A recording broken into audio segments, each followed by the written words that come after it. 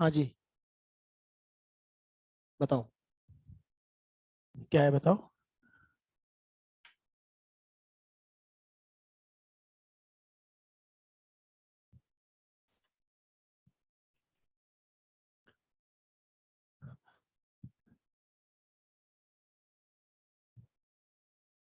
Under root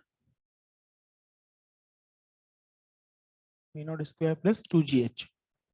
हाँ जी, हाँ ठीक है। देखो, यहाँ वेलोसिटी वी नॉट है तो यहाँ वी की वैल्यू क्या होगी पहले ये बताओ। Under root of v not square plus 2gh। आई बात समझ में? अब अगर ये एरिया दे रखा है तो कोई प्रॉब्लम ही नहीं है ना। और अगर कई बार क्या है, दोनों एरिया देता है ना, एक एरिया नहीं देगा, कोई भी एक पैरामीटर पूछ लेता है, राइट। तो अगर पूछ ले कि साहब यहाँ वेलोसिटी हमें वैसे ही मिल जाएगी, इसकी अपने को जरूरत नहीं निकालने की, तो एनर्जी कंजर्वेशन से आ गया सीधा। यहाँ एरिया कितना हो जाएगा तो फिर हम इक्वेशन कंटिन्यूटी लगा देंगे।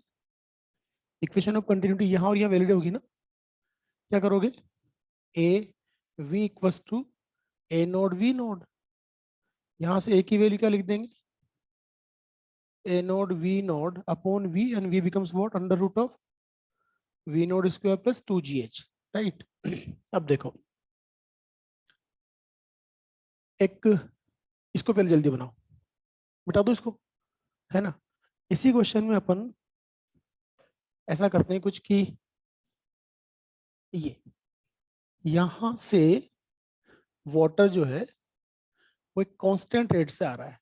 तो इस जिस रेट से यहाँ वाटर आ रहा है, वो जो हमारे पास रेट है, that is equals to q, and that is constant, है ना। और ऐसा करते हैं कि यहाँ एक टैंक है,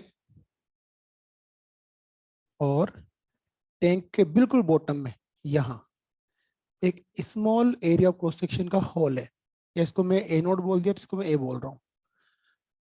अब क्या होगा, जब इससे पानी इसमें आएगा तो डेफिनेटली ऐसा कुछ होगा कि वाटर लेवल राइज करेगा, है ना।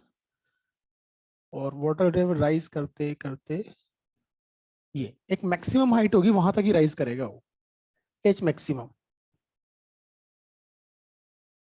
उसके बाद राइज नहीं करेगा, रीजन सिंपल है, जैसे जैसे हाइट राइज होगी वैसे वैसे वेलोसिटी ऑफ फ्लक्स बढ़ेगी, और वेलोसिटी ऑफ फ्लक्स बढ़ेगा तो यहाँ से एवी बढ़ेगा, और एवी क्या होता है, रेट ऑफ आउटगोइंग फ्लक्स। आई बात समझ में? और ये rate of incoming flux, water flux की बात कर रहे हैं हम लोग, राइट।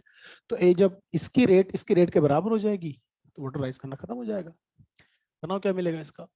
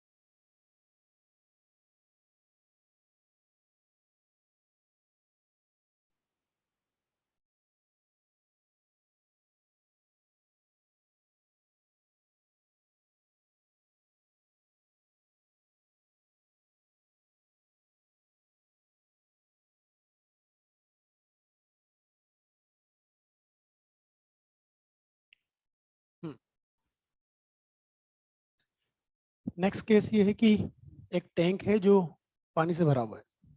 मान लो टोटल हाइट है जो वाटर कॉलम की, वो कैपिटल एच, राइट।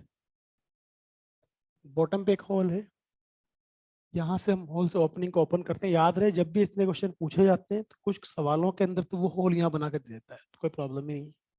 जब भी होल यहाँ बना के देगा, ये मान के चलें कि इसका जो एरिया ऑफ क्रॉस सेक्शन है वो हाइट के कंपेरिजन में नेग्लिजिबल, राइट। तो आपसे कहा जाता है कि इस टैंक को H1 से H2 तक खाली होने में कितना टाइम रहेगा। H1 से H2 तक खाली होने में कितना टाइम रहेगा। ये H1 है और ये H2 है। चलो हो जाओ शुरू। तो आपके आंसर जस्टिफाई होने चाहिए। ये वाला आ गया पार्ट, इसका क्या आंसर आया।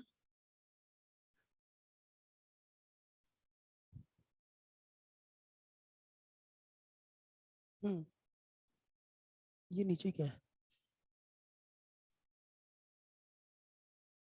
ए नोड बी नोड स्क्वायर, जब जब हम क्यू दे देता तो क्यू स्क्वायर लिखते हैं सीधा सीधा।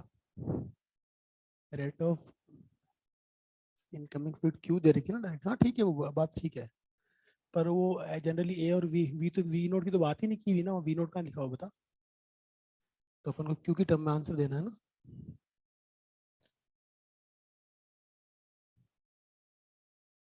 हाँ जी।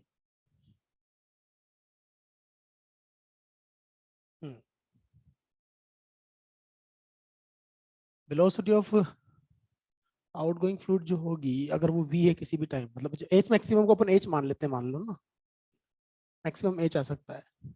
तो यहाँ जो फाइनल वेलोसिटी होगी वी, वो अंडर रूट ऑफ 2gh होगी। अब जो इनकमिंग फ्लूइड है उसकी रेट है क्यू, और ये ए वी के बराबर कर दो। ये तो करना है। अरे बोलो भाई। और ये क्यू जो कि इनकमिंग रेट है, वो यहाँ से आउटगोइंग रेट के बराबर होगी। मतलब पर यूनिट टाइम जितना पानी इसमें आ रहा है उतना ही पानी बाहर जा रहा है। इसका मतलब उसके बाद कोई हाइट राइज नहीं होना है। दोनों को बराबर कर देंगे। और ये हमारे पास ए और वी की वैल्यू है अंडर रूट ऑफ 2gh। यहाँ से एच मैक्सिमम निकालना है। तो एच की जो मैक्सिमम वैल्यू आएगी that is equal to q square upon 2g a square. This is the final answer.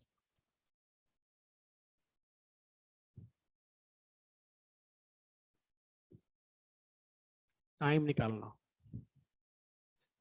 Time निकालता वक्त थोड़ी सावधानी रखना, मैं पहले ही कह रहा हूँ, गड़बड़ नहीं होना चाहिए।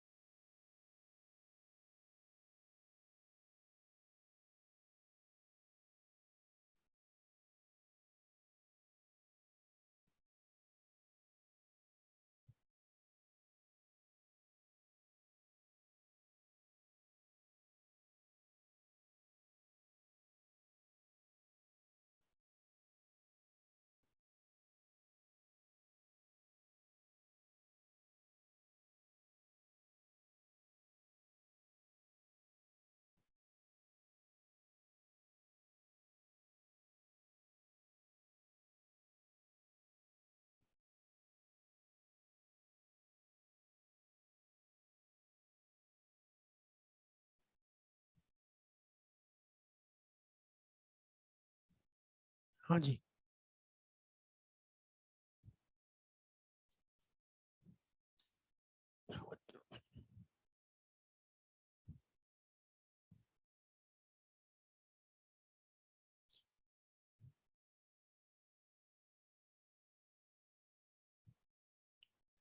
H1 से H1 H2 तक खाली होने में, इसका मतलब वो जो H1 लिखा हुआ है उसके लोअर एंड से, और H2 लिखा हुआ है उसके लोअर एंड तक खाली होने में अपन को टाइम बताना है। तो उसमें कैपिटल एच का क्या काम, ये बता मुझे।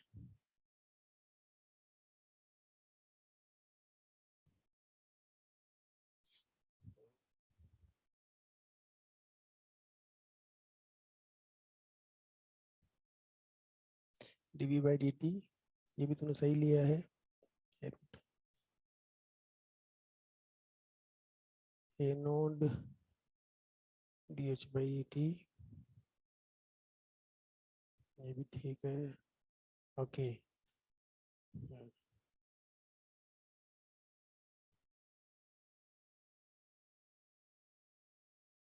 चलो बाकी कुछ और, कोई और बताओ।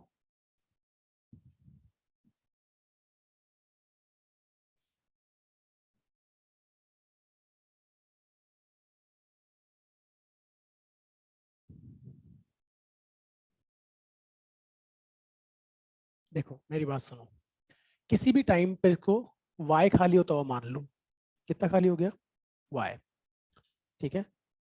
अब y से dy जब ये खाली होगा, स्मॉल वॉल्यूम जब बाहर रिजेक्ट आउट होगा, उस स्मॉल वॉल्यूम की वैल्यू क्या होगी, ए नोट डी वाई।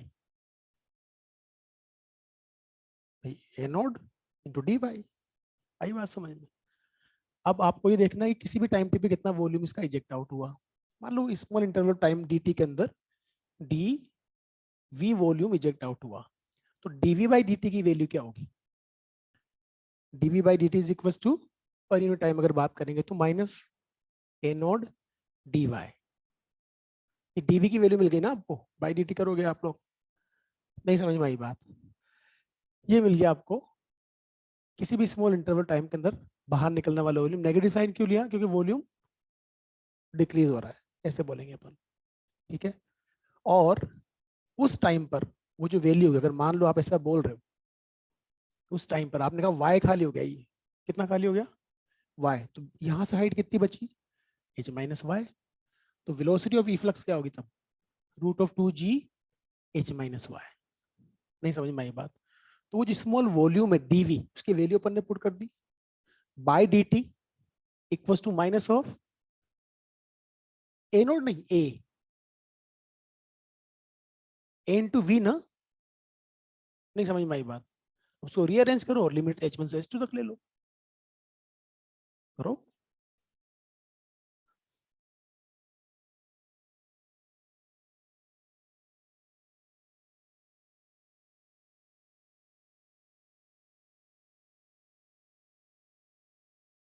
एक काम करता हूँ, तुम्हारी कैलकुलेशन आसान होगी। यहां से देखो मेरी बात सुनो, जीरो से एच तक खाली होने का टाइम मतलब पूरा खाली हो गया। अगर मैं जीरो से एच तक बात, ये जीरो, अभी जीरो खाली हुआ है, नहीं समझ में आई बात। और एच खाली होगा तो पूरा खाली हो गया।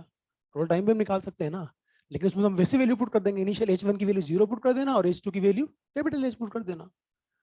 तो इंटरवल में अगर हम एच वन से एच टू तक लिमिट लेंगे ज्यादा बेटर होगा ना।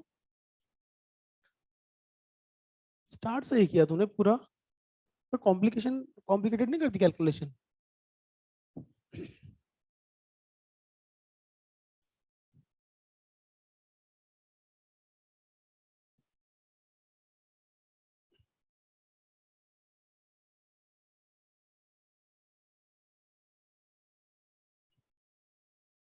ऑनलाइन वाले कोई जवाब नहीं दे रहे, आज क्या बात है।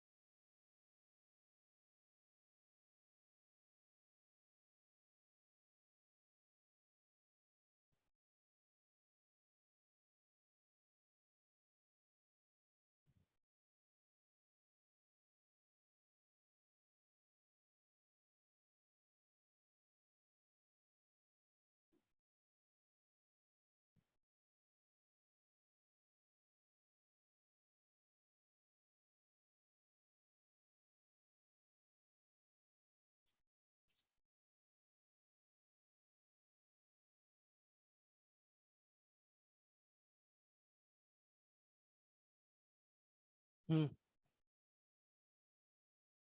क्या है बोलो।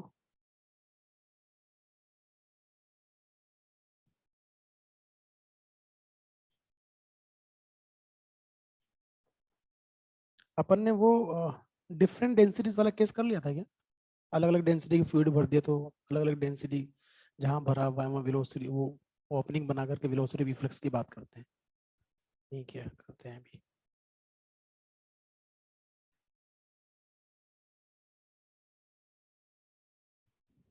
हम्म, बताओ ना।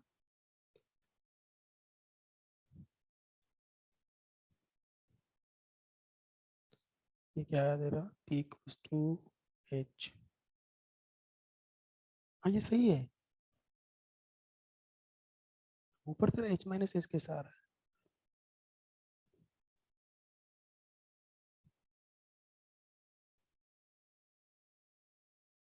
भाई हम एच वन से एच टू तक जा रहे हैं, तो एच वन से एच टू तक ही लेगी ना लिमिट।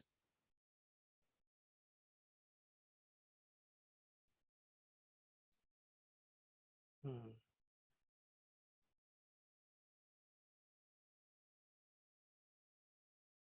हम्म, चलो मैं करता हूँ, देखते हैं। हाँ जी, देखो मेरी बात सुनो। ऐसे ये कहाँ थी लाइन अपनी यार, वो लाइन यहाँ है ना। हाँ, मान लेते हैं किसी भी टाइम पर ये y खाली हो गया और अब dy और खाली होगा, राइट। तो किसी भी टाइम पे ये y खाली हो गया तो वेलोसिटी की वैल्यू क्या होगी इस टाइम? हाँ, under root of two ji H minus h. तो जिस टाइम वेलोसिटी की वैल्यू होगी that is equals to v equals to under root of two ji H minus y होगी। बात समझ में आ गई? और उस वक्त जो ए वी होगा वो इतना है, तो मल्टीप्लाई बाय ए कर दिया अपन ने। अरे भाई ये नहीं समझ में आई बात? Rate of flow, rate of ejection of volume, right. अब हम बात कर रहे हैं डीवी बाई डी टी, इसको डीवी बाई डी टी चाहे तो हम यहाँ माइनस कर दें, बात एक ही, माइनस कहीं भी लगा दो, इज इक्वल टू एवी होगा। किसी भी time T D small interval time के अंदर फर्दर अगर ये डीवाई खाली हो जाता है तो कितना वॉल्यूम बाहर गया, और उस वक्त अपन वेलोसिटी कांस्टेंट ले सकते हैं डीवाई के लिए, ठीक है। तो this must be equal to under root of two ji H minus h into a, ये कहानी हो गई, राइट। अब ये जो डीवी है इसकी जगह क्या पुट करेंगे जरा बताना। माइनस यहाँ लगा दूं एक बार के लिए, और dt को भी मैं इधर लेके चला गया। dv की वैल्यू क्या हो जाएगी? a not dy। बात समझ में आ गई? अब देखिए ये dy है, हमें इधर हाइट d1 से यहाँ लिमिट लेनी पड़ेगी, ये dt है, हमें टाइम निकालना है, तो हमें क्या करना है बताइए, ये dt और ये जो टर्म है इधर, इसको मैंने a by a not put किया। हाँ ठीक है, ठीक है। और इधर दूसरा क्या आ जाएगा हमारे पास, नहीं सॉरी, मल्टीप्लिकेशन में आएगा ना, तो ये तो a by a not d t, right, equals to minus of root of, नीचे आएगा one by minus of one by root of two ji H minus h, वही हो गया डी वाई, राइट, है ना। अब लिमिट्स पुट कर दो, इधर तो डी टी का टी हो ही जाएगा इंटीग्रेशन, कोई प्रॉब्लम नहीं, जीरो से टी। यहाँ लिमिट्स पुट कर दो, इसको इस तरफ नेगेटिव साइन है आपके पास, ये लिमिट्स पुट कर दो, कहाँ से कहाँ तक, एच वन से एच टू तक।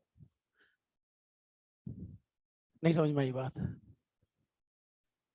तो वो रिजल्ट मिल जाएगा। याद रहे, अगर आप जीरो से एच लोगे तो ये रिवर्स इंजीनियरिंग होती है चेक करने का तरीका, फाइनल आंसर आपका। क्योंकि यहाँ देखो अल्टीमेटली आ क्या रहा है, अल्टीमेटली यहाँ जो रिजल्ट आ रहा है, अपन ने पिछली क्लास में बात की थी कि यहाँ से अगर आप यहाँ होल करते हो तो यहाँ से यहाँ वेलोसिटी जीरो, यहाँ वेलोसिटी रूट टू जी एच होती है। क्या होती है? रूट टू जी एच। एनर्जी कंजर्वेशन लग रहा था, और एनर्जी कंजर्वेशन केस के अंदर अगर मैं यहाँ से पार्टिकल को छोड़ूं तो एच नीचे चलने में कितना टाइम लेता है? Root of two h by g, root of two h by g. तो वो आएगा टर्म के अंदर। तो जो फाइनल रिजल्ट आपका आता है जनरली टी इक्वल टू क्या आता है, वो ये इधर आता है a by a naught under root of 2h by g, पूरा खाली होने का। तेरा आंसर चेक कर, क्या आएगा? पूरा खाली होने का टाइम लगेगा, वो आ रहा है पुट करने पे।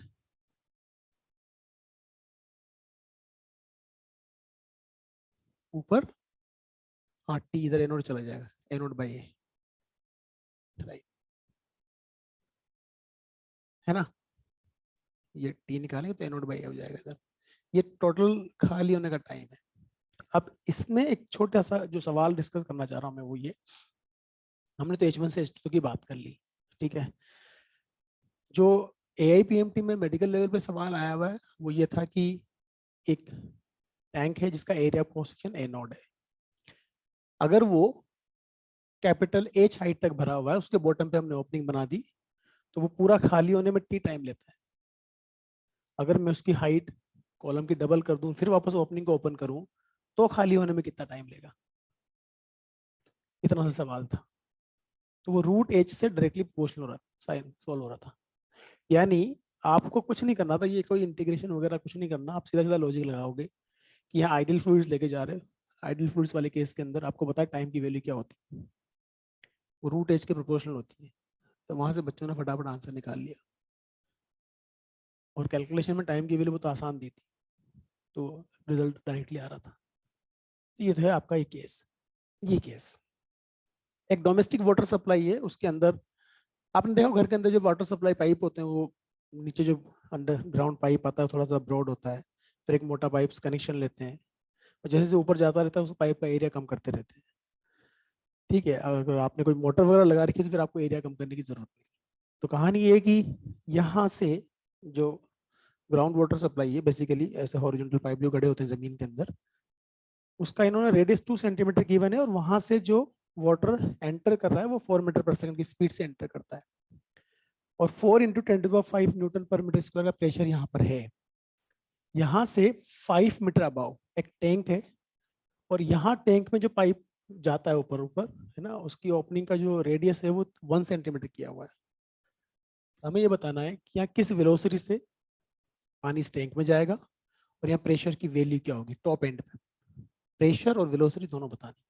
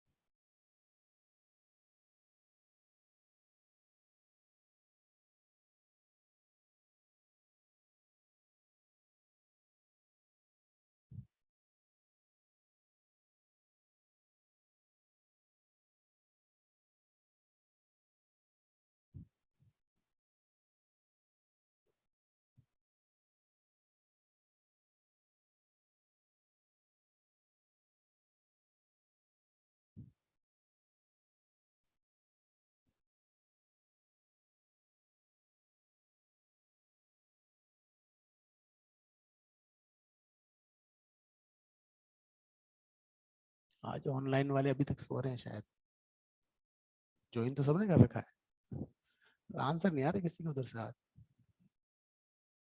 अच्छा, ऐसा भी होता है? मतलब यहाँ लॉग इन कर रखा है, यहाँ दिख रहा है कि ऑन है, और वहाँ क्लास नहीं आ रही। हाँ हो सकता है कि सुबह मैंने भी परेशान हुआ ना, मैं उसको लॉग इन करते हुए शोर ही आ रहा था, उसमें पता नहीं क्या लिखा हुआ। और अपन ने इतनी बात कर ली तो कोई तो रिप्लाई करता ही नहीं। आज मंतशा भी ऑनलाइन है ना, तो फाइन नहीं आती है तो। हाँ, इनको अपनी आवाज भी आ रही नहीं आ रही, तो जब क्लास ही नहीं जा रही होगी तो वहां कहाँ से आवाज आ रही? अब आया, यस सर। ठीक है, मतलब आवाज आ रही।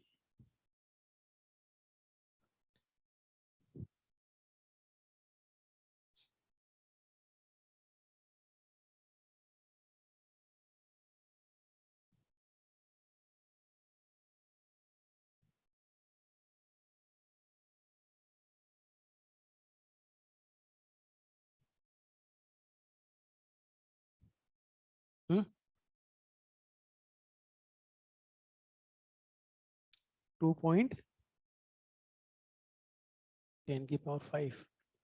देखो पहले तो इक्वेशन ऑफ कंटिन्यूटी लगा के वेलोसिटी निकाल लो सीधा सीधा, a1 v1 equals to a2 v2, तो सीधा हो जाएगा कि साहब देखो रेडियस का रेशियो 1:2 है, तो एरिया का रेशियो 1:4 हो जाएगा। एरिया का रेशियो 1:4 हो जाएगा, तो वेलोसिटी का रेशियो भी 4:1 हो जाएगा। मतलब यहाँ पे वेलोसिटी जो है वो सीधी सीधी आप बात करोगे 1 मीटर पर सेकंड होगी, तो यहाँ आ गया, ये आ रही है 1 मीटर पर सेकंड, है ना। हेलो, जब आप a1 v1 equals to a2 v2 apply करोगे, a1 v1 इक्वल्स टू क्या बेटा, हाँ सॉरी मैंने उल्टा बोल दिया, 16। एरिया 1/4 रह गया, वेलोसिटी 4 टाइम्स हो जाएगी, 16 हो जाएगा। तो यहाँ से a1 v1 equals to a2 v2 use करेंगे अपन। तो अगर एरिया यहाँ पर मैं कंसिडर कर लेता हूँ a, ठीक है, और वेलोसिटी कंसिडर कर लिया अपन ने 4, तो वहाँ एरिया रह गया 1/4, है ना। मतलब एरिया की जो वैल्यू वो a/4 रह गई। वहाँ की वेलोसिटी v बताना है, तो v की जो वैल्यू आ गई वो 16 मीटर पर सेकंड आ रही है। उसके बाद में यहाँ इसको रेफरेंस लाइन कंसिडर कर लो, रेफरेंस लाइन, इसको रेफरेंस लाइन कंसिडर करोगे तो यहाँ पर potential energy per unit volume 0 ले लोगे, है ना। और यहाँ का प्रेशर आपको ऑलरेडी दे रखा है। सबसे पहले क्या बात करेंगे, यहाँ का हाफ रो कितना है 10⁻3, ठीक है, और वी स्क्वायर कितना हो गया यहाँ 16, प्लस रो जी एच 0 हो गया, और प्लस पी की वैल्यू कितनी हो गई 4 × 10⁵ एग्री। हेलो, इक्वल्स टू वहां पर हाफ रो इज 10⁻3 वाटर है, वी स्क्वायर कितना हो गया अपना 16 का स्क्वायर 256, तो ये 256 हो गया, राइट। प्लस रो जी एच 5 है, जी 10 ले ले, और रो 10⁻3 है ना, तो 5 × 10⁻4 हो गया ना, ठीक है, प्लस ये पी फाइंड करना है। आगे बात समझ में। तो आप तो एक काम करें, सीधा इसको 3 कंसिडर रखें 10⁻3, तो ये 50 हो गया, तो ये 3 कैंसिल हो जाएगा, यहाँ से 3 और यहाँ 10⁻2 बचेगा, बचेगा नहीं बचेगा, ये 8 हो गया, ये हो गया 400, 8 और 250/2 550 हो गया, माइनस और कितना आ रहा है, सिंपल कैलकुलेशन अब, ठीक है। कई बार क्वेश्चन पूछे जाते हैं कि वो हॉरिजॉन्टल पाइप नहीं होता, अपने प्लग लगा होता है ऐसे, है ना, तो जब प्लग लगा रखा है आपने तो पानी आगे फर्दर फ्लो नहीं कर रहा है, वहां का प्रेशर दे देते हैं आपको, और जब उसको ओपन करते हैं तो प्रेशर कितना रिड्यूस हुआ इसकी वैल्यू दे देते हैं। समझ में आई बात, तो वेलोसिटी पूछ लेंगे, नहीं समझ में आई बात, तो प्रेशर डिफरेंस अगर आपको पता है तो डायरेक्टली वेलोसिटी निकाल सकते हो। हेलो, कैसे निकालोगे,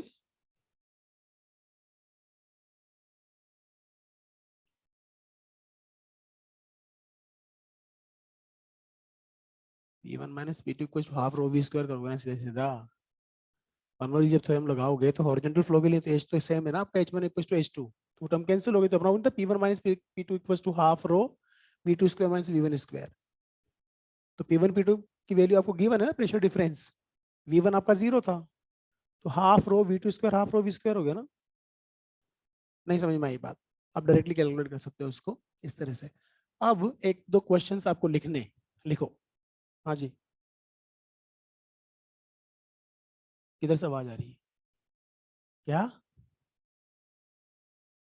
किस खुशी में,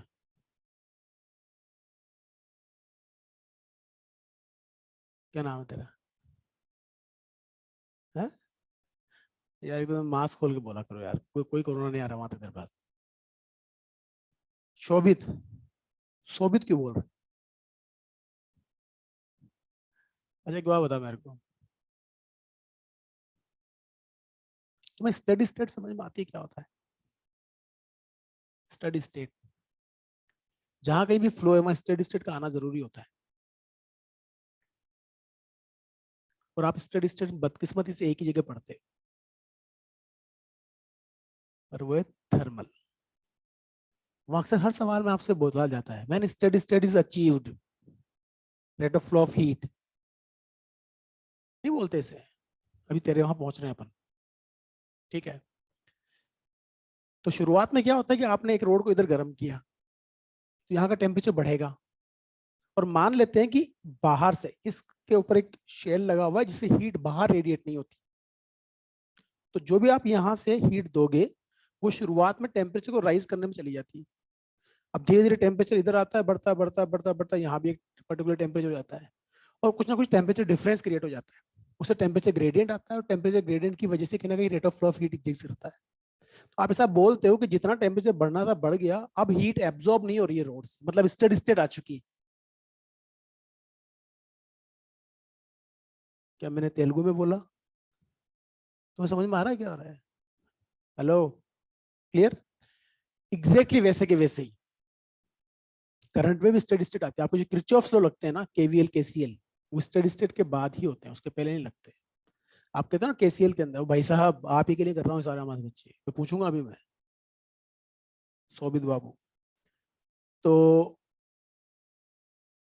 वहां भी स्टेडी स्टेट आती है। आप कहते हो ना केसीएल में आप बात करते हो जंक्शन पे कोई चार्ज एक्यूमुलेट नहीं होता, charge of rate of incoming charge equal to rate of outgoing charge, या second law of conservation charge से बात करते हो, that both the laws are applicable after the steady state. वहां कैसे आती है थोड़ा सा आइडिया मैं भी दे दूंगा। वाटर में कैसे आती है समझे आप। एक लंबा सा पाइप है, ठीक है, ये पाइप था, आपने इधर इस वाले एंड को मोटर के से कनेक्ट कर दिया। अब जब इधर से पानी फ्लो होता है शुरुआत में, जब तक कि पूरा पाइप पानी से नहीं भर जाएगा, तब तक तो वाटर फ्लो यहाँ तो ऐसे होगा ना। और अगर आपने कभी पानी बहता देखा हो, कहीं से पानी खोला अचानक से और तेजी से पानी फ्लो होना स्टार्ट होता है, तो आप क्या देखते हो कि आगे जब वाटर फ्लो कर रहा होता है तो उसका शेप ऐसा होता है, नहीं होता? अरे होता है ना। तो आप मुझे बताओ, यहाँ यहाँ यहाँ या यहाँ हर जगह रेट ऑफ फ्लो सेम है क्या? नहीं है ना। तो अभी स्टेडी स्टेट नहीं आया ना इसकी। अब पूरा पाइप पानी से भर गया, अब बोलो, अब आपका जो पाइप है वो इनकम्प्रेसिबल है, उसका वॉल्यूम नहीं बदल सकता, तो फिर क्या होगा? जितना वॉल्यूम पर यूनिट टाइम एंटर कर रहा है उतना वॉल्यूम पर यूनिट टाइम, फिर हम बात कर सकते हैं कि A1 V1 equals to A2 V2। कुछ समझ में आया तेरे? अब यहाँ क्या होगा कि यहाँ का रेडियस ज्यादा है, यहाँ का एरिया ज्यादा है, वहां का एरिया कम, लेकिन पाइप आपका एक ही है ना। अब क्या हुआ, आपका पाइप पूरा पानी से भरा हुआ है, स्टेडी स्टेट है। आप तो जानते ही नहीं स्टेडी स्टेट क्या होती है, तो आप तो मान के चलते हो ना, आपके लिए तो नेचुरल चीज ही है। आपने A1 V1 equals to A2 V2 लगा दिया तो मान लेना स्टेडी स्टेट है। अगर आपसे नहीं चर्चा की जाए तो आप तो सोचते ही नहीं हो ना उस लेवल पे। तो आप मुझे बताओ, पर यूनिट टाइम जितना यहां से एंटर करेगा वाटर, उतना ही वहां से निकलना है। तो ये तो सीधा सीधा मास कंजर्वेशन और वॉल्यूम कंजर्वेशन लग रहा है, ग्रेविटी का कोई रोल ही नहीं फिलहाल तक। वो रोल कहां जा रहा है? प्रेशर एनर्जी का डिफरेंस लाने में। नहीं समझ में आई बात? वो वहां जा रहा है। जो आप कह रहे हो ग्रेविटेशनल पोटेंशियल एनर्जी, अपन ने क्या कहा था, potential energy per unit volume. आप मुझे बताओ, यहां और यहां का प्रेशर डिफरेंस आया क्यों? वो इसीलिए तो आया जो आप कह रहे हो। ग्रेविटेशनल पोटेंशियल एनर्जी जो बदल रही है वही तो कॉज होगा ना उसका मेनली, तो क्योंकि आपके या तो काइनेटिक एनर्जी बदले, वो तो बदल ही रही है, बल्कि उल्टा हो रहा है वो तो वहां तो। अगर देखा जाए डीएम मास की काइनेटिक एनर्जी, तो यहां ज्यादा है वहां ज्यादा है? एक छोटा सा एलिमेंट्री सेक्शन कंसिडर कर लूं डीएम मास, तो काइनेटिक एनर्जी यहां ज्यादा है ऊपर ज्यादा है? ऊपर ज्यादा है ना। और ग्रेविटी के रूल क्या बोलते हैं, ऊपर कम होनी चाहिए थी। नहीं समझ में आई बात? तो बाकी चीजें कहाँ एडजस्ट हो रही है? प्रेशर के साथ। तीन तरह की एनर्जी एक साथ देखनी है, एक नहीं देखनी, दो नहीं देखनी। नहीं समझ में आई बात? अब बात कर लेते हैं एक और, कि ऐसा मान लेते हैं कि मेरे पास ये है, समझना ध्यान से, ये ये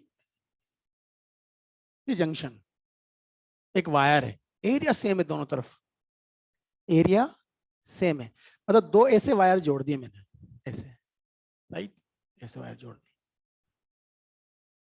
ठीक है, इसकी रजिस्टिविटी कुछ और है, उसकी रजिस्टिविटी कुछ और है, तो इनकी कंडक्टिविटी भी कुछ और होगी ना। ऐसा मान लिया कि इसकी रजिस्टिविटी ρ1 और कंडक्टिविटी σ1 है, इसकी रजिस्टिविटी ρ2 एंड कंडक्टिविटी σ2 है। आप मुझे बताओ इन दोनों से सेम करंट फ्लो हो रही होगी नहीं हो रही होगी? करंट फ्लो सेम होगा ना, बोलो भाई। तो जंक्शन, ये जंक्शन है, इस जंक्शन से जस्ट पहले और जस्ट बाद में करंट डेंसिटी अगर यहाँ J1 हो यहाँ J2 है और आपका एरिया भी सेम है, करंट भी सेम है, तो J1 इक्वल्स टू J2 होगा नहीं होगा? बात समझ में आ गई? और माइक्रोस्कोपिक ओम्स लॉ क्या होता है Shobhit? What is the microscopic Ohm's law? J equals to sigma ही। क्या होता है? तो अगर मैं उसकी बात करूं तो ये J1 इक्वल्स टू J2 से अपन क्या बात कर सकते हैं बता? σ1 E1 इक्वल्स टू σ2 E2। नहीं समझ में आई बात? एग्री? यहां तक कहानी क्लियर?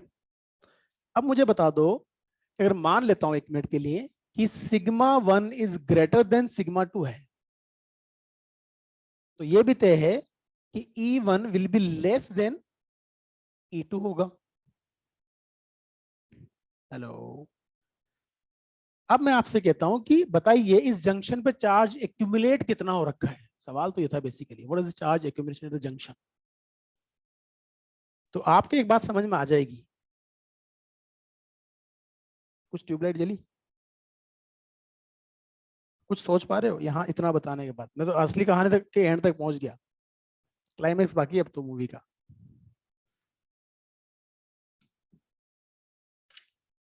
हाँ जी, कुछ ट्यूबलाइट जली? नहीं जली।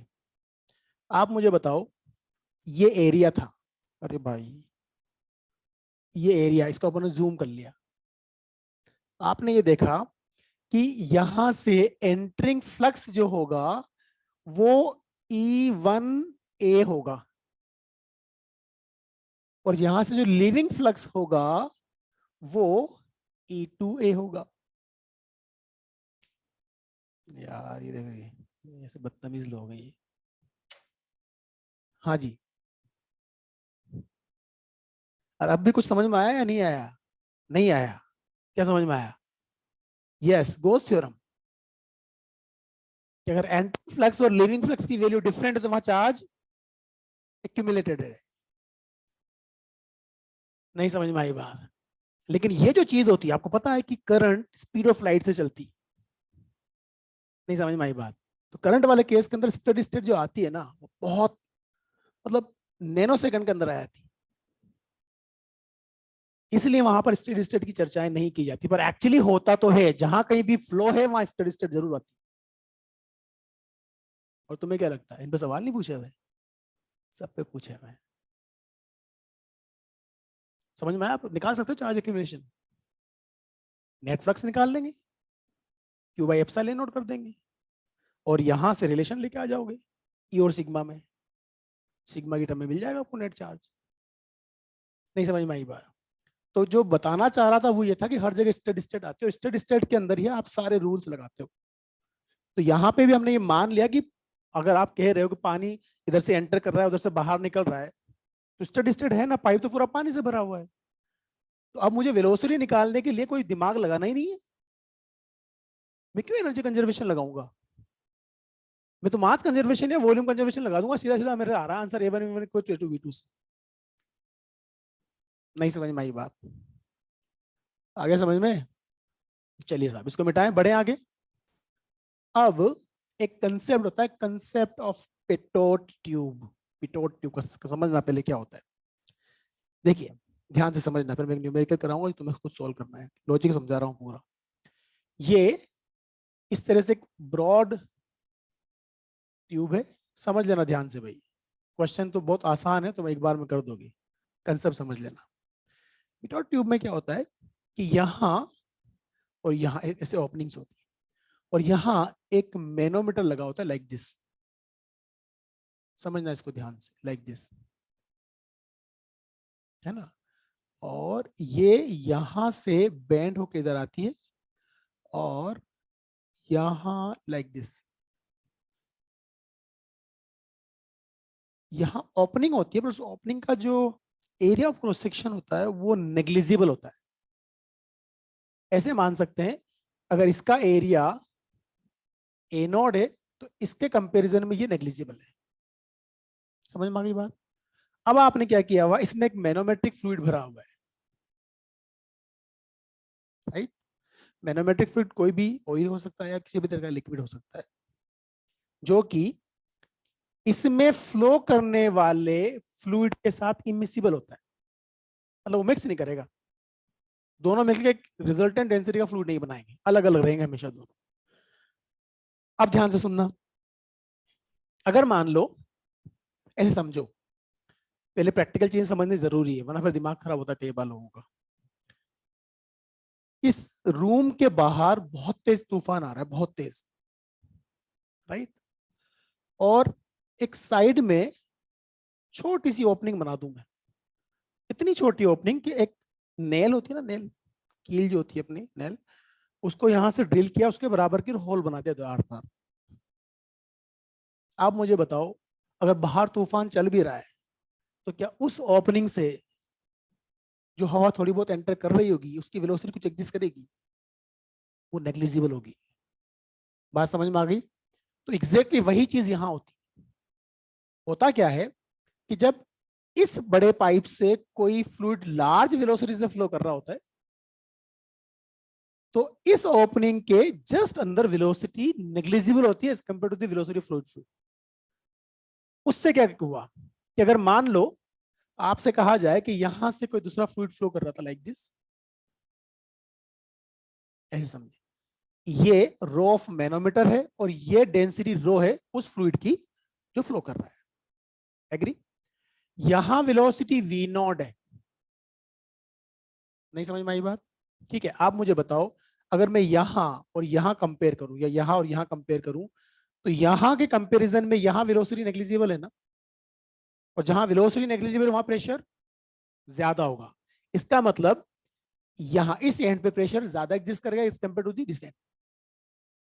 तो प्रेशर डिफरेंस की वजह से पुश होगा फ्लूइड, और ये अगर पुश होगा तो डेफिनेटली, क्योंकि हमें पता है कि यहां जो वेलोसिटी है, यहां वाली वेलोसिटी अगर मैं v2 कंसीडर कर लूं तो ये v2 अप्रोक्सीमेटली 0 होगी, और यहां की वेलोसिटी जो v1 होगी वो अप्रोक्सीमेटली v नॉट होगी। एग्री?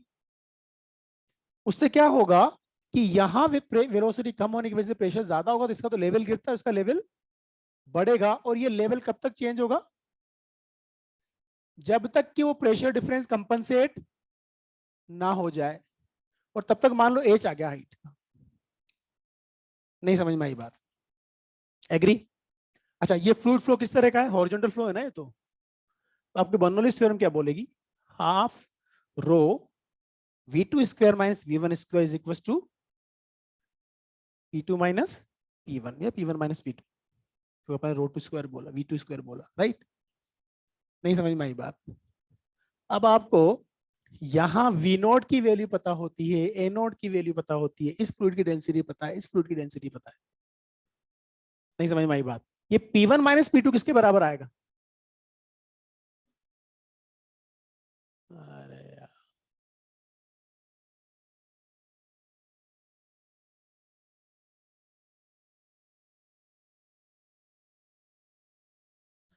थोड़ा, हाँ, अभी तो आपने कहा कि प्रेशर डिफरेंस की वजह से ये लेवल नीचे चला था और ये लेवल ऊपर चला, और जब तक ये प्रेशर डिफरेंस कंपनसेट नहीं होता ये लेवल ऐसे डिफरेंस बढ़ता रहेगा। नहीं समझ में आई बात? एग्री? तो आप मुझे बताओ, यहां से यहां आने पर इसका प्रेशर डिफरेंस कितना हुआ? रो एम जी एच, वही तो p1 माइनस p2 है। नहीं समझ में आई बात? And that is equal to half rho v2 square minus v1 square, v1 is 0। इसको मैंने v1 बोला बेसिकली, उसे कंफ्यूजन की जरूरत नहीं, क्या बोले तो अपना आप समझ में आ जाएगा। और हाफ रो का रो भी आपको पता है जो फ्लूइड फ्लो कर रहा है, half rho v square equals to rho m g h. दोनों रो पता है, एच आपके लिए मेजरेबल है, नाप सकते हो ना, इतना है, तो एक ही तो अननोन बचा, वो क्या? वी। नहीं समझ में आई बात? मतलब अगर इस ट्यूब को आप किसी प्लेन के ऊपर लगा दो, हवाई जहाज के ऊपर लगा दिया आपने, राइट? अब आपका प्लेन जिस स्पीड से उड़ रहा है वही स्पीड पिटोट ट्यूब के रिस्पेक्ट में यहां से इधर जाने वाली हवा की होगी। नहीं समझ में आई बात? और मुझे वी नॉट फाइंड करना है, और मुझे पता है इसमें फ्लो होने वाले फ्लूइड की डेंसिटी रो यानी हवा है, और यहाँ जो मैंने लिक्विड भरा हुआ उसकी डेंसिटी भी मुझे पता है, तो मैं उस प्लेन की स्पीड बता सकता हूँ ना, या आप किसी भी ऑब्जेक्ट की स्पीड बता सकते हो, पिटोट ट्यूब लगा दो उसके ऊपर।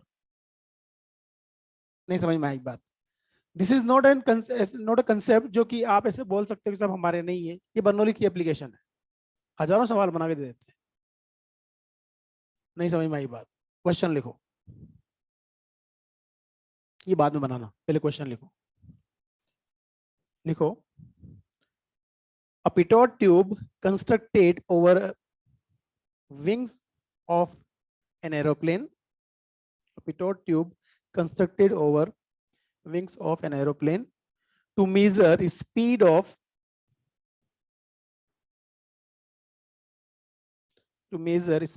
air with respect to aeroplane, speed of air with respect to aeroplane। इसका क्या मतलब हुआ?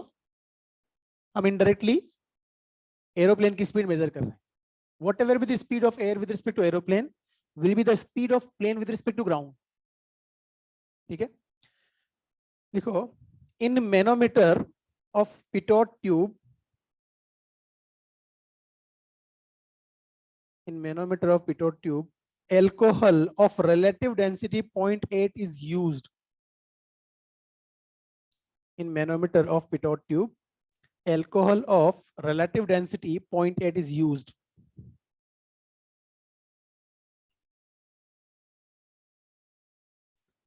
ठीक है,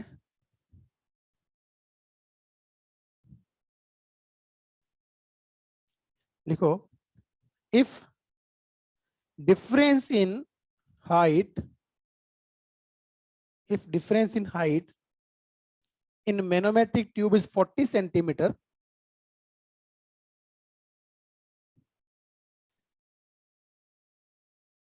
and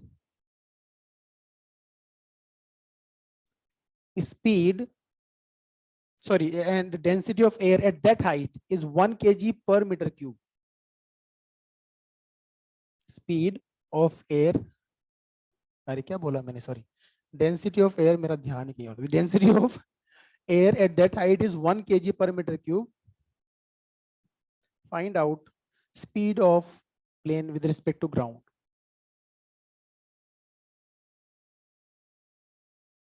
हो जाओ शुरू, सारे पैरामीटर्स गिवन है, डेंसिटी हवा की दे रखी है, रिलेटिव डेंसिटी दे रखी है, और बस एक ही पैरामीटर नोन है आपका।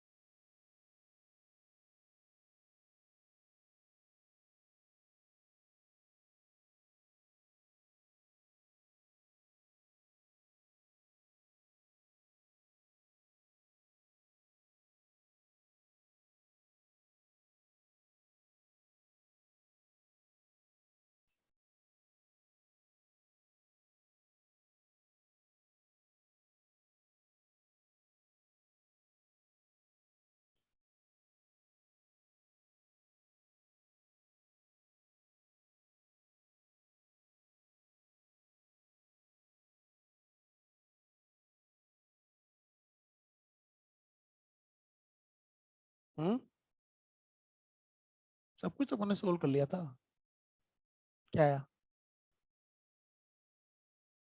80 मीटर पर सेकंड ना, सबका आ गया। मैं करना कुछ नहीं था ना, अपन डिस्कस कर लिया सारा कंसेप्ट। ठीक है, तो आप बोलोगे साहब ये जो रो एम जी एच है,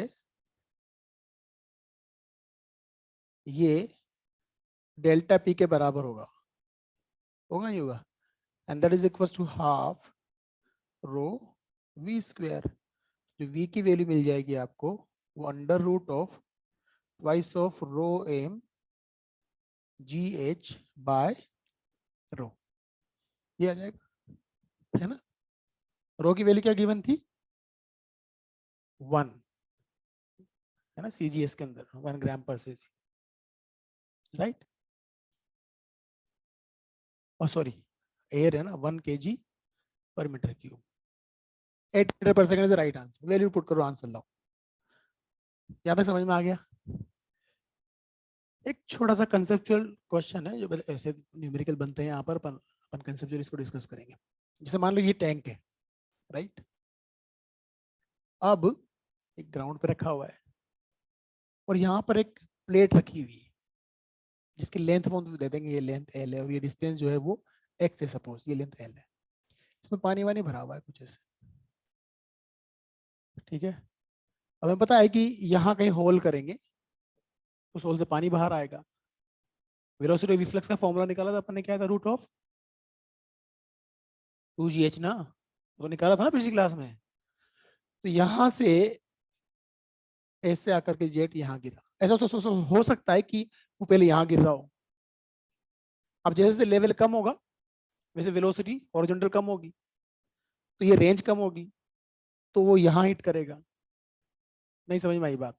फिर खाली होगा, फिर रेंज कम होगी, तो रेंज ऐसे कम होते होते होते यहाँ तक आएगी। आएगी नहीं आएगी, समझ में आ गई बात। तो टाइम इंटरवल पूछ सकते हैं, जब तक कि इस प्लेट पे पानी गिरता रहेगा। क्या करोगे,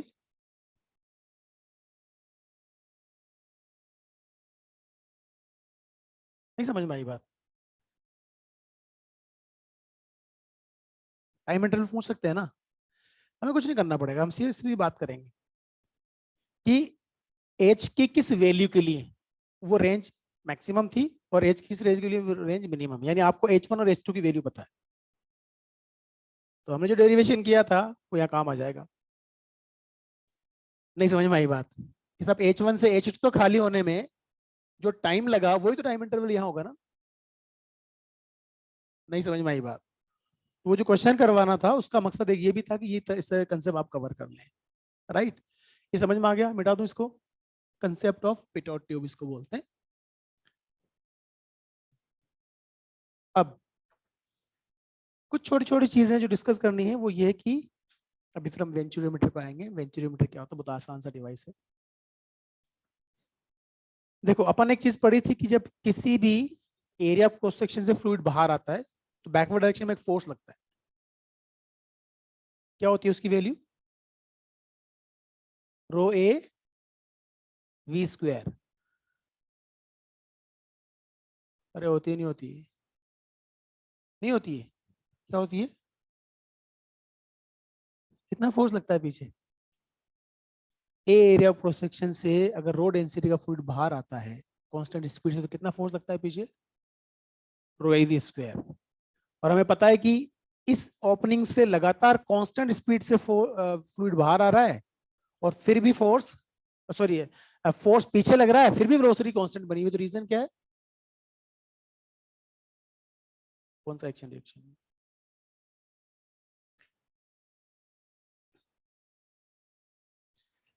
एनएलएम पढ़ा, सेंटर ऑफ मास पढ़ा, सेकंड ऑफ न्यूटन पढ़ा। अब तो तुम नहीं कह सकते ना कि हम ऑनलाइन थे तब। इतना तो मानना पड़ेगा यार, इतना तो आता ही होगा, नहीं आता, पता नहीं क्या है भाई। देखो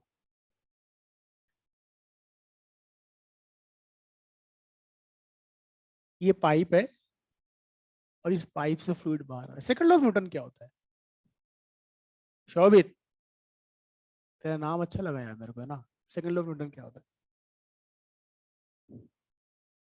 सही बताना, जिस तरह नाम बताया वैसे मत बता।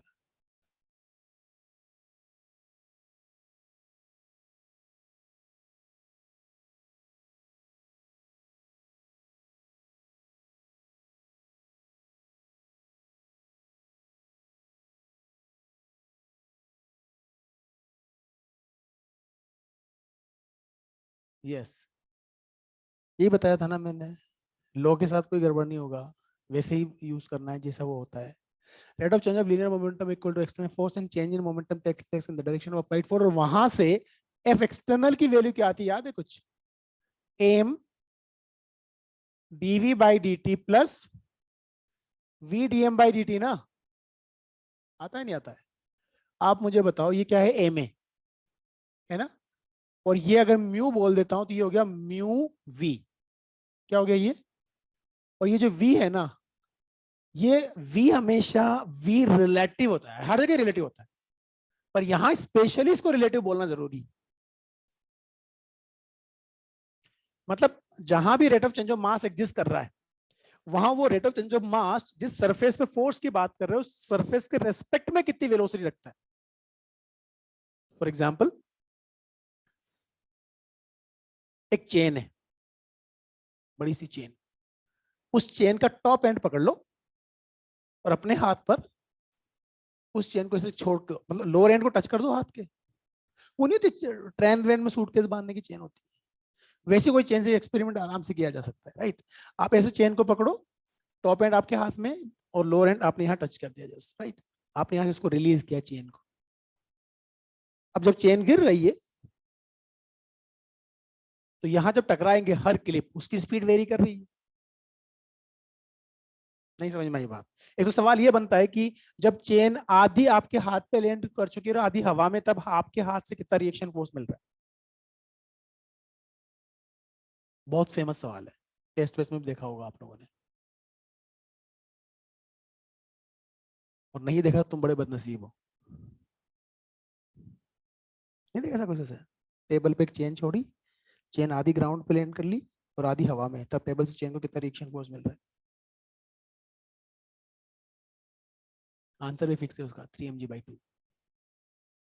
आधी जब लैंड कर चुकी है तब reaction force 3 mg/2, reason being कि जो आधी लैंड कर चुकी है उसका तो मास m/2 हो गया, उसका mg/2 तो ऊपर मिल ही रहा होगा, लेकिन लगातार उसको वो क्लिप्स हिट कर, तो rate of change of momentum transfer हो रहा है ना उसको, v d m by D t, वो भी mg के बराबर उसको फोर्स लगा रहा होता है। अभी मैं बात करूंगा, बहुत आसान तरीका है अपने पास को निकालने का, पर एक बात समझ में आ रही है, ध्यान से सुनो, वरना मैं नहीं पढ़ा अभी सीधा, अभी 2 मिनट लगेंगे मुझे हाइड्रोडायनामिक्स खत्म करने में, 2 मिनट का डेरिवेशन है वेंचुरीमीटर, एक सवाल करो डायनामिक्स खत्म, मूड खराब करोगे तो मैं कुछ नहीं बताऊंगा फालतू, टाइम पास करने के लिए मत बैठो क्लास के अंदर, या फिर बढ़े फिर आगे।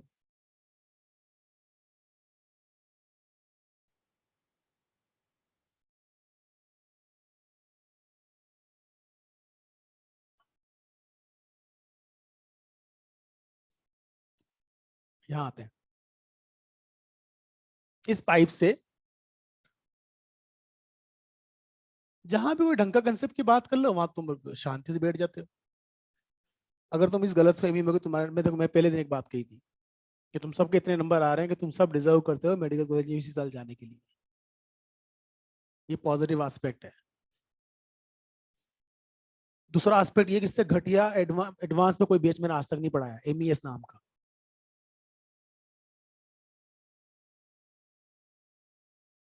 यही है। हम इस बार वहां उधर बिजी थे तो नहीं आया इधर पढ़ाने, क्या रिस्पॉन्ड करते हैं बच्चे, छोटे छोटे कंसेप्ट, कितने ऐसे कंसेप्ट जो आपसे पूछे जाते हैं वहां ऐसे बैठे होते हो, नंबर लाना एक अलग कहानी है, नंबर तो आ जाते हैं। यहाँ मैंने बहुत बच्चे देखे हैं जिनके, आप इमेजिन कर सकते हो, 650 से 700 के बीच में नंबर चलते हैं, सिलेक्शन भी नहीं हुआ। नंबर लाना इज नॉट, नंबर उस तरीके से आएंगे, साला पेपर दुनिया का कोई भी आदमी बना दे तब भी उतने ही नंबर आए, ना कि एलन के डेज में उतने नंबर आए, फिर आप सिलेक्ट, फिर कोई नहीं रोक सकता आप।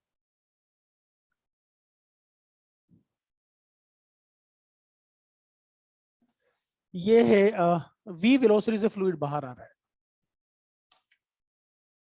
ठीक है, area of cross section A है, ठीक है।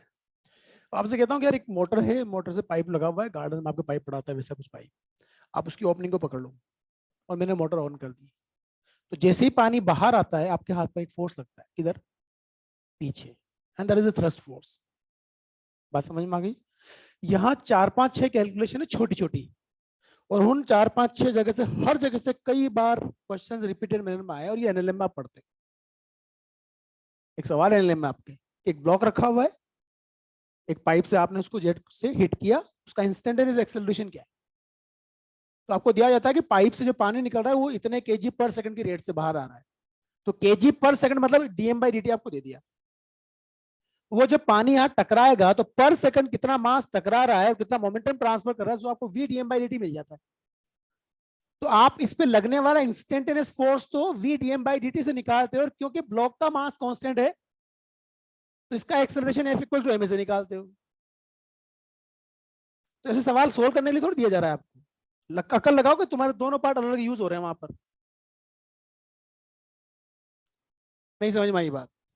ये पार्ट तो फोर्स कैलकुलेशन के काम आ रहा है, और ये इंस्टेंटेनियस एक्सेलरेशन के काम आ रहा है। ये समझाने के लिए सवाल तो दे रखा है। अब सवाल का आंसर लगा हम तो खुश। तो मेरा कहने का मतलब ये है कि आपको ये बात समझ में आई कि यार पीछे एक फोर्स लगेगा, और मैं आपसे कहूं कि अगर रेट ऑफ इजेक्शन ऑफ मास की बात करूं, किसी रेट से मास इजेक्ट, सबसे पहले बात करूं rate of flow. Rate of flow क्या होगी यार, देखना, रेट ऑफ फ्लो क्या बताया था मैंने, क्या होता है rate of flow? Q is d v by D t ना, और ये वी वॉल्यूम है भाई, राइट। मान लेता हूं कि स्मॉल इंटरवल ऑफ टाइम के अंदर ये एक्स लेंथ का फ्लूइड बाहर आ जाता है, ये वाला, तो कितना वॉल्यूम बाहर आ गया, एक्स। यहां क्या पुट कर दूं, यहां से यहां तक ए कांस्टेंट, तो ए को बाहर रखा, और ये हो गया dx बाई डी टी, और ये आ गया आपका एवी, और ये तो रेट ऑफ फ्लो या यहीं से आती है इक्वेशन ऑफ कंटिन्यूटी। ये तो रेट ऑफ फ्लो की वैल्यू मिल गई एवी। अब दूसरी चीज, rate of ejection of mass, rate of ejection of mass is mu, and that is equal to dm by dt, और dm बाई dt को लिखूंगा rho dv by dt, and dv by dt को लिखूंगा av। तो rate of ejection of mass mu की value क्या मिल गई, रो av। नहीं समझ में आई बात? अब यहां v तो कांस्टेंट है ना, लेकिन मास कांस्टेंट नहीं है। नहीं समझ में आई बात? तो जो फोर्स की आप बात कर रहे हो, जो पीछे लगने वाले फोर्स की बात कर रहे हो, एफ थ्रस्ट की, इसकी वैल्यू क्या मिलेगी, v relative dm by dt ना। और ये v रिलेटिव क्या, जिस ओपनिंग पे आप, जिस एरिया पे आप फोर्स की बात कर रहे हो उसके रेस्पेक्ट में v। नहीं समझ में आई बात? इसका ये मतलब हुआ कि अगर मैं उस एरिया को, उस पाइप को चलाना शुरू कर दूं आगे या पीछे, तो ये फोर्स वेरी करेगा। क्यों नहीं करेगा भाई? Exactly exactly.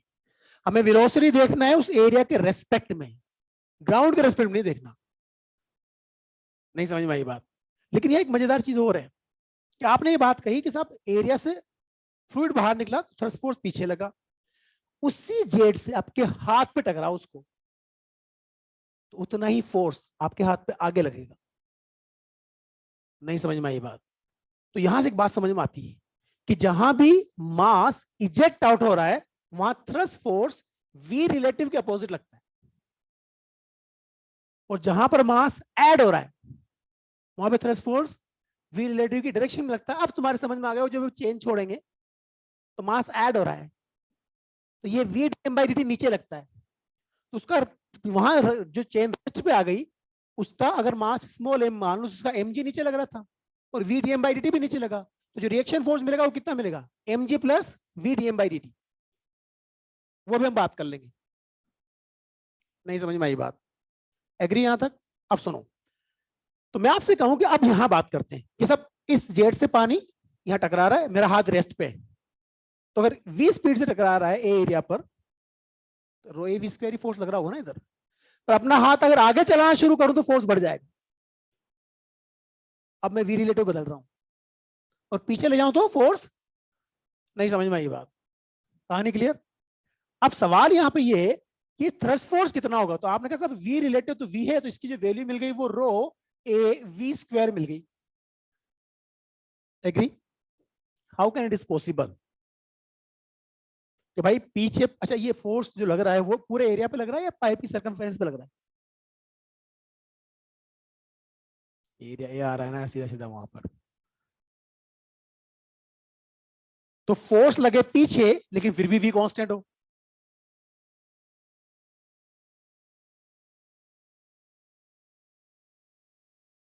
कैसे पॉसिबल है? वी कांस्टेंट ये देते हैं अपने फोर्स का। तो छोड़ दे, पाइप ग्राउंड पर पटक दे ऐसे। लोन में पाइप पड़ा है, सांप की तरह बैंड खाता रहता है गरीब, नहीं खाता, तो फोर्स तो तब भी लग रहा है। और वहां तो बड़ी मजेदार चीजें आती है, तो देखा पाइप ऐसे पड़ा है बैंड खा के, वैसे ऐसे बैंड खाएगा जब तक कि यहाँ आता है वी आ जाता है, उस वी की वजह से उल्टा चला जाता है, फिर इधर कहीं जाके रुकता है, फिर उल्टा। ऐसा नहीं होता क्या? तो सीधी सी कहानी है। यहां तो लग ही रहा है फोर्स, पर जहां भी पाइप की बेंडिंग है वहां भी तो मोमेंटम बदल रहा है। उस बेंडिंग वाले एज में भी फोर्स लगता है, उसमें भी सवाल आ चुके हैं कई बार। कितना लगता है? तो बड़ा आसान है। वहां तो आपको पता है वी कांस्टेंट है, एरिया कांस्टेंट है, तो एंगल ही देखना है बस। Rho a v square 90 degree तो root 2 rho a v square, 120 तो रो ए वी स्क्वायर, 60 तो रूट 3। फटाफट बता सकते हो सारी चीजें। असली कहानी क्या है? अरे भाई पानी अपना थोड़ी निकला, मोटर उधर बैठी है धक्का देने के लिए। नहीं समझ में आई बात? तो मोटर ने भी एग्जैक्टली उतना ही फोर्स आगे लगा रखा होगा ना, तब उस पाइप में भरे हुए पूरे के पूरे फुल एलिमेंट पे नेट फोर्स क्या हो गया? जीरो। अब हम कह सकते हैं उसकी स्पीड कांस्टेंट है। आप बताओ मोटर ने किधर फोर्स लगाया? V square in the direction of v. नहीं समझ में आई बात? और पावर क्या होती है? रो ए वी क्यूब या रेट ऑफ डूइंग वर्क। हर जगह पावर ये होती है ना, एक्सेप्ट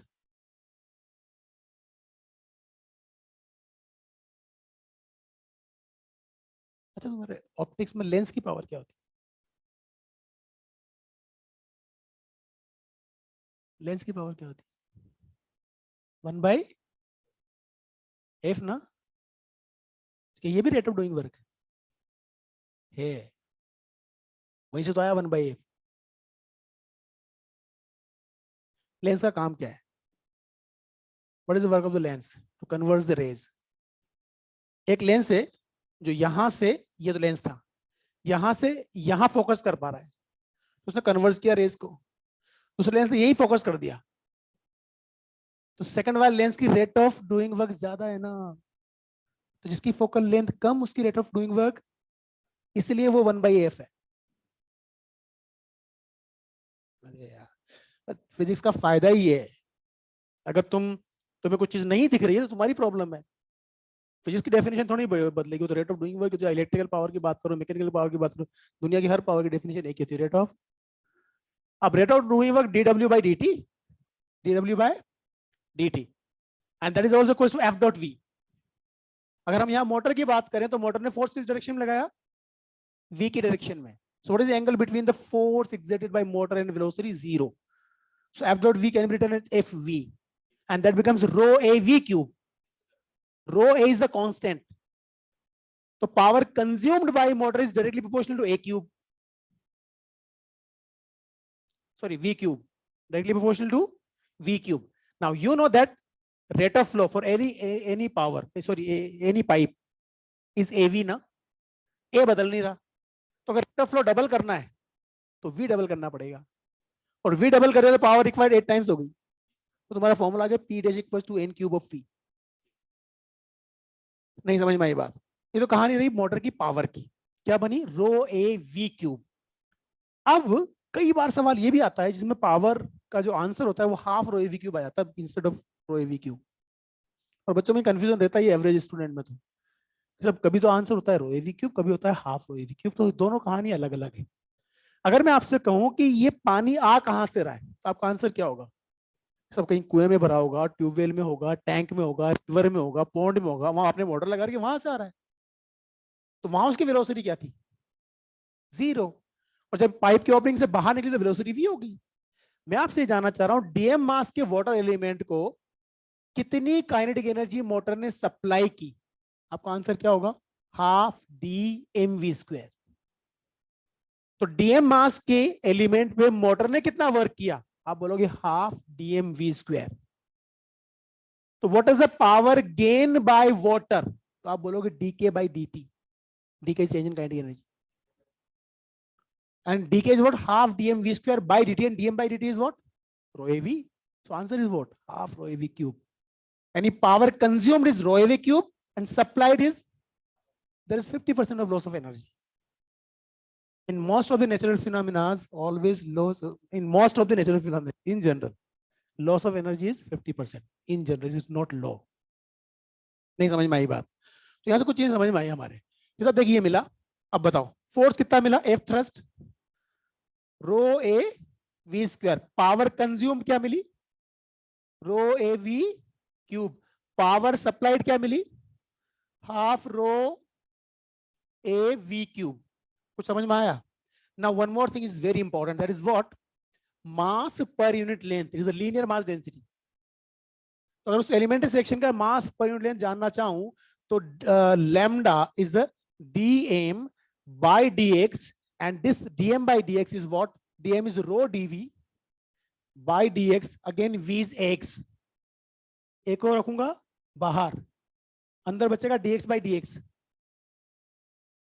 तो क्या मिला बताओ, रो। ये बड़ी ब्रह्मास्त्र है, बहुत सारे सवालों में तुम्हें लीनियर मास डेंसिटी की जरूरत पड़ती है, पर वहां ना लेंथ होती है ना मास होता है, नहीं समझ में आई बात, पर वहां डेंसिटी भी होती है, एरिया भी होता है। तो रो ए मिल गया डायरेक्टली।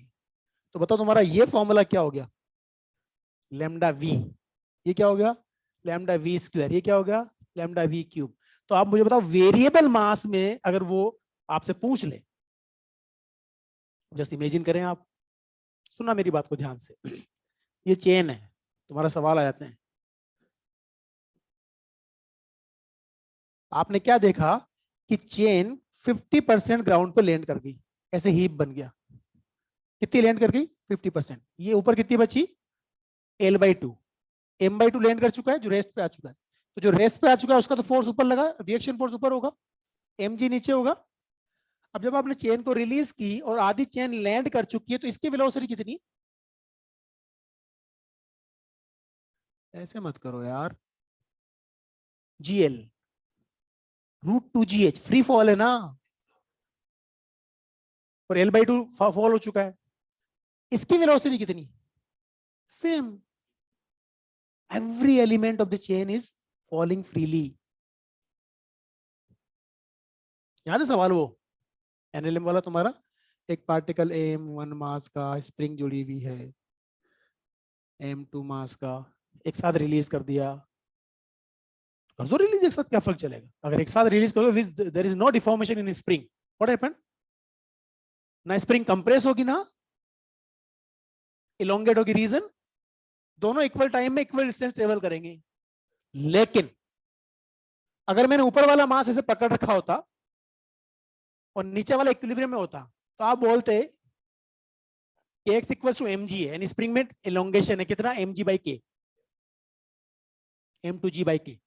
अब छोड़ो, they will falling like this, coupled oscillation with time period t equal to 2 pi root mu by k। नहीं समझ में आई बात? अब उनके एक्सेलरेशन वेरी करेंगे दोनों की तरफ, कुछ समझ में आया? अब देखना, आप मुझे बताओ इसकी भी वेलोसिटी कितनी है कि नहीं? अब सुनो, तो अगर v वेलोसिटी नीचे टकरा रहा है ये और मास ऐड हो रहा है, तो रिएक्शन फोर्स ऊपर आएगा ना, कितना आएगा फोर्स, इसकी वजह से नीचे कितना फोर्स लगा, बोलो भाई, लैम्डा वी स्क्वायर ना यार, तो सीधी सीधी बात करें, तो रिएक्शन फोर्स कितना आ गया, mg/2, तो इसकी वजह से plus lambda v square, and lambda is what,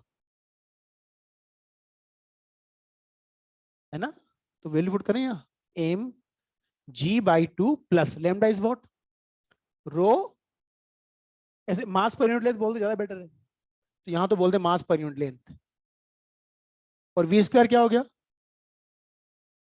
तो वी स्क्वायर तो ये हट गया, एल से एल कैंसिल, नहीं समझ में आई बात?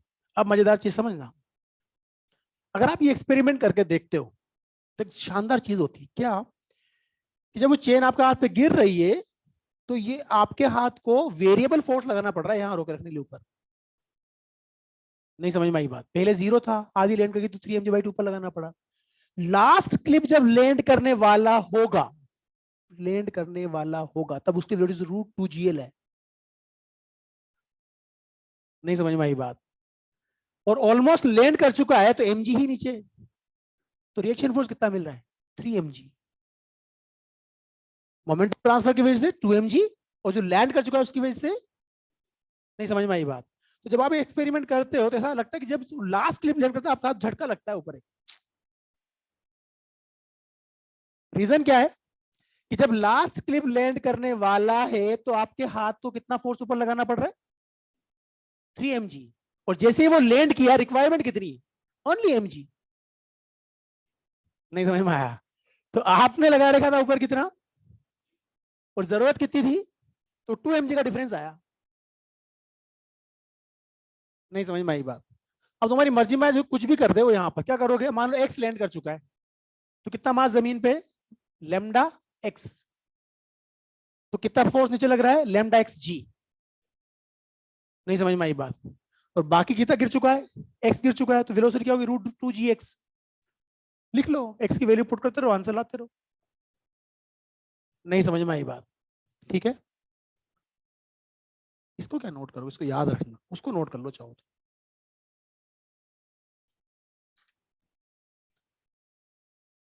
हाँ जी।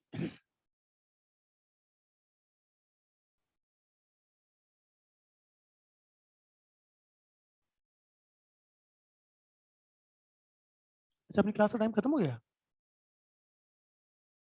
हाँ हाँ यार, ये ऑनलाइन में नाराजगी होती है वहाँ। अरे यार, अभी खत्म करना था ना डायनेमिक्स। तुमने अगर मूड खराब किया ना, मैं चुपचाप ऐसे 2 3 4 क्लास में पढ़ा के निकल लूंगा, फिर पता भी नहीं पड़ेगा तुम्हें क्या बताने वाला था। तुम मेरी पढ़ाई हुई चीज़ों को तो कहाँ कंपेयर कर सकते हो? ज़्यादा तुम्हारे पुराने पढ़ाए हुए टीचर्स, या तुम्हारे नोट्स, या तुम्हारी किताबें। उसका क्या, जो मैंने 20 21 साल से अपने तजुर्बे से सीखा है, वो तो मैं ही जानता हूँ कि मैं क्या बताने वाला था। इस तरह का एटीट्यूड ना, तो मैं बता, तुम्हें पता भी नहीं पड़ेगा मैं क्या छोड़ गया, और क्या सिखाने वाला था, और क्या सिखा सकता था।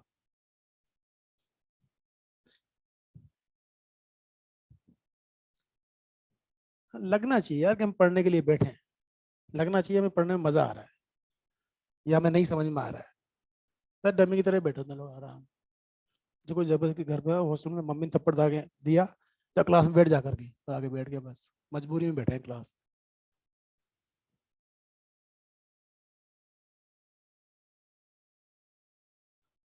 एक गारंटी है मेरी, पढ़ा के जाऊंगा सिर्फ फ्लूइड, पर अगर तुमने मेरी हर चीज को ध्यान से सुनी है और समझी है,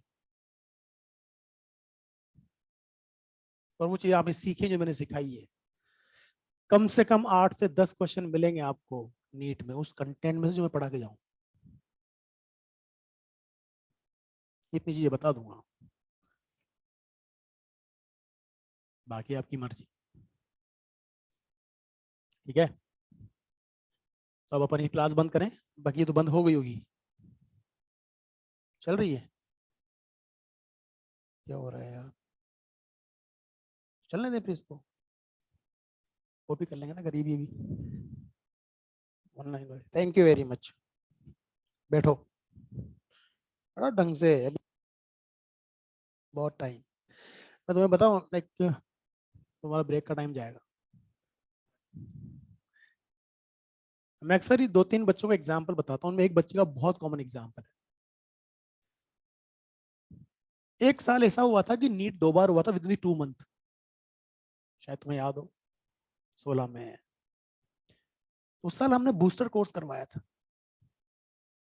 अब बूस्टर कोर्स में क्या था, 60 डेज का कोर्स था, पूरा सिलेबस पढ़ाना था हमें। तो उसमें बहुत कम टीचर थे जो पढ़ाने गए थे बूस्टर में। रीजन बीइंग कि अगर आप टॉपिक टीचर पढ़ाते हैं तो उनका अपना तरीका होता है पढ़ाने का, चीजों को एलिब्रेट करने का। और जो पूरी फिजिक्स जानते हैं वो लिंक करके पढ़ाते हैं। देखिए मैंने उसको यहाँ पढ़ाया था, वो यहाँ ऐसे काम आ रहा है, छोड़ दी भाई, छोड़ दी। ठीक है, तो उसका फायदा ये मिलता है कि कंटेंट जल्दी खत्म होता है। अब 60 दिन में कोर्स खत्म करना तो फिर ऐसे ही लोग पढ़ाएंगे, तो हम गए पढ़ाने। तो मैंने क्या देखा कि 90% बच्चे हमारे जो पूरे साल में अचीवर में पढ़े, तो वही बैठे हुए थे, और कुछ बच्चों ने नया ज्वाइन किया था। तो मैंने समझाया, मैंने कहा अगर तुम्हारे 300 नंबर भी आ रहे हैं, 250 नंबर भी आ रहे हैं, तो तुम्हारे पास 60 days more than enough time, आप इसी साल अपनी सीट लेके जा सकते हो। एक प्लानिंग करके बताया ऐसे पढ़ना है। तो मैंने क्या, क्लास पहली क्लास मैंने छोड़ी, मैं बाहर था तो मैकेनिक्स पढ़ा रहा था। तो एक बच्ची खड़ी थी पीछे, सब बच्चों को डाउट बताना बाद हुआ मेरे पास है कि सर मैं यूपी से हूँ और मैंने सिर्फ स्कूलिंग की है गवर्नमेंट स्कूल से। तो मैं अपने लेवल में मेहनत की, ना मैंने कोई ट्यूशंस की, ना मैंने कोई कोचिंग की, बस स्कूल जाके स्कूल टीचर से पढ़ी हूँ। क्या मेरा भी सिलेक्शन हो सकता है इन 2 महीनों में? आप क्या बोलोगे? आप मना तो नहीं कर सकते ना। उसने एक बात और कही कि जो भी आज ने आप पढ़ाया है ना, वो सब मेरे लिए नया था।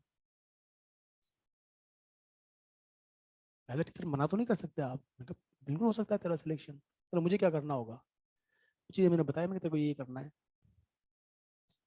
और जो सब जो नहीं करना है वो ये कि हर टीचर के पास जाकर रोजाना खड़े नहीं होना है कि सर कैसे पढ़ें। पढ़ने का एक ही तरीका होता है, टेबल पे बैठो और शुरू हो जाओ। ये बकवास किस्म के बच्चे होते हैं ना, जो काम चोर होते हैं, मक्कार, वो जाके बार बार पूछते हैं। वो बायो वाले से पूछेंगे, केमिस्ट्री वाले से पूछेंगे, फिर टीचर बोलते उनसे ही पूछेंगे कैसे पढ़ते हैं। कोई शोर तरीका नहीं है भाई, सवाल सोल्व करने पड़ते हैं, रात दिन मेहनत करनी पड़ती है, तब जाके सिलेक्शन होता है। क्यों बार बार जाके पूछ लो? टेबल पे बैठो, आउटपुट लो, ज्यादा बेटर है। उसको मैंने 2-3 मोटे मोटे गोल दिए, 100 मेजर पेपर सोल्व करने, impossible task with in 60 days, along with the कि आपको जो नया नया पढ़ा रहा है हर चीज। और सबसे जरूरी चीज बताई मैंने, कोई भी टीचर एक बार कोई चीज पढ़ा दे तो उसी दिन इस लेवल पे तैयार करनी है कि वो 60 डेज तक तेरे को याद रहे, नीट के पेपर तक दोबारा पढ़ने की जरूरत नहीं पड़नी चाहिए। और जो आपको सिलेबस का कंटेंट दिया जा रहा है वो पूरा सॉल्व करना है वो। और डाउट के लिए मैं 2 या 3 दिन में एक बार आएगी, रोजाना डाउट काउंटर पे नहीं शक्ल दिखाएगी, टाइम वेस्ट होता है बहुत ज्यादा। और जितने भी डाउट क्लियर करने क्लास में करें, मत बढ़ने दे टीचर आगे जब तक क्लियर नहीं हो जाए, सेटिस्फेक्शन नहीं मिले। तो वो तो शर्माए, शुरू में वो ज्यादा डाउट नहीं पूछती थी, बस मेरे जरूर पूछ लिया करती थी कभी, क्योंकि उसने मेरे से इंटरेक्ट किया था इसलिए। कहानी खत्म हो गई, कोर्स खत्म हो गया, नीट हो गया, फर्स्ट राउंड काउंसलिंग हो गया, सेकंड राउंड का मैं भी भूल गया क्या बात थी, दिमाग में नहीं आई। मॉपअप राउंड होता है लास्ट में, थर्ड राउंड काउंसलिंग। मैं घर पहुंचा रात को 9 बजे, मेरे मोबाइल में 9 या 11 मिस्ड कॉल थे एक नंबर से। मैंने कॉल किया, वापस कॉल बैक, उसके पापा उधर से बोले, अच्छा उसने मुझे एक बात कही थी कि सर मेरे घर में आज तक कोई लड़की 12th से आगे नहीं पढ़ी। मेरे पिताजी जो हैं वो एक छोटी सी गली में किराने की छोटी शॉप चलाते हैं। हमारा सोर्स ऑफ इनकम नहीं है हमारे पास कि हम बाहर आके कोचिंग कर सकें या पढ़ सकें, इनफेक्ट वहां भी कोचिंग नहीं कर सकते। तो मेरे फादर ने कहा कि 60 दिन है बेटा, जाके पढ़ ले, अगर सेलेक्ट हो सकती हो जाना, अदरवाइज घर से प्राइवेट बीए करना। तो अगर मैं 60 डे में सिलेक्शन नहीं होता है मेरा, तो मेरा जिंदगी भर डॉक्टर बनने का ख्वाब ख्वाब ही रह जाएगा, मैं नहीं बन सकती। ये टारगेट लेके वो बच्ची आई थी। खैर मैंने फोन किया, उसके पापा ने फोन उठाया। फोन उठाने के बाद मैंने पूछा कि सर मैं यहाँ से बोल रहा हूँ, मेरी बेटी हुमेरा है, वो आपकी स्टूडेंट रही है और वो आपसे बात करना चाहती है। जब उसने फोन लिया तो वो रो रही थी। तो कोई बच्चा से फोन पे रो रहा हो तो मूड खराब होती है नहीं, क्या हुआ बच्चा ने भाई? सर आपने मुझे पहचाना? मैंने कहा मैं से तो कैसे पहचानू, भूल गया मैं तो काफी। बहुत सारे बच्चे आते हैं ऐसे, बहुत सारे बच्चे रोज हर 3 दिन में पूछते हैं कि सर कैसे, क्या प्लानिंग के बारे में बात करते हैं। कि सर मैं हूँ मेरा, वो आपके पास आई थी ऐसे ऐसे 60 डेज में, पहचान गया। मैंने कहा हाँ। मैं बोल क्यों रो रही है? कि सर मेरे को एमबीबीएस मिल गया। उस साल 522 लास्ट कट ऑफ था और उसके 538 आए थे।